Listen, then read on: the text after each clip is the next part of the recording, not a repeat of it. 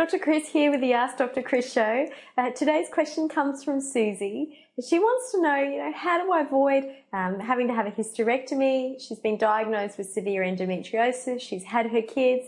And the suggestion was by her gynecologist that the next step would be a hysterectomy and potentially hormone replacement, given that she's still young, she's not near menopause age, and so, she wants to obviously protect her bones and from that perspective. It's a good question. Hysterectomies aren't done as much as they used to in days gone by. It's really as a last resort. So if that's the stage that things have gotten to, it's obvious that things have gotten quite severe. There are obviously other treatments for endometriosis along the way. There's herbal treatments, but really that's for mild symptoms. So it's things like indole 3-carbinol, Vitex, B6, P5P. That'll help to some degree. And then you've got your medical treatments, which are obviously the pill, the Mirena or the non-hormonal intrauterine device, IUD, and lastly the hysterectomy if it gets severe.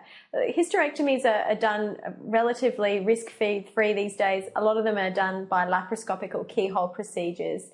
They're relatively safe. Surgeons do, thousands of them in a span of a year, and so they're very, very common procedure. I think it's worth, having a discussion with your gynecologist about all your options, and once you've explored all your options, then deciding what really is best as well. Don't be frightened to get a second opinion as well, because medical advice varies depending on the practitioner and their areas of expertise.